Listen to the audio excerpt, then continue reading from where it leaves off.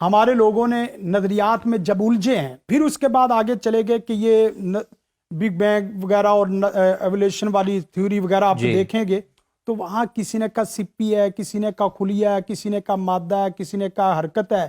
ہم نے کہا پھر 4 سوالات ہیں۔ مادہ، پہلا مادہ کہاں سے آیا ہے؟ دوسری بات یہ ہے کہ مادے میں حیات کہاں سے آتی ہے؟ مادے میں شعور پیدا کر کے دکھاؤ۔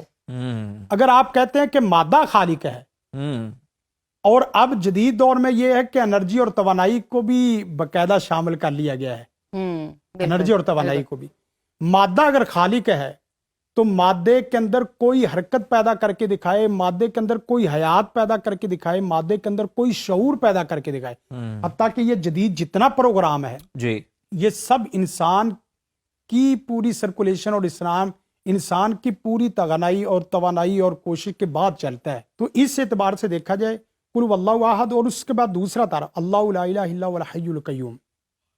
ایک بڑی مزے کی بات ہے عزیر بھائی، ایک آدمی بیٹھا ہوا تھا، اس نے کافی لمبا چوڑا مجمع بنایا، تو ایک عورت گزری، اس نے کہا کہ یہ کیا مجمع لگا ہوا ہے؟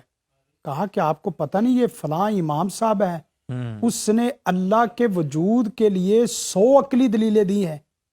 اچھا، تو اس عورت نے بڑا پیارا ایک سادہ سمپل جملہ بولا، کہا کہ اس کا مطلب یہ ہے اللہ کو ثابت کرنے کے لیے پہلے 100 اعتراضات پیدا کیے، پھر 100 اعتراضات کے اس نے 100 عقلی جواب دیے۔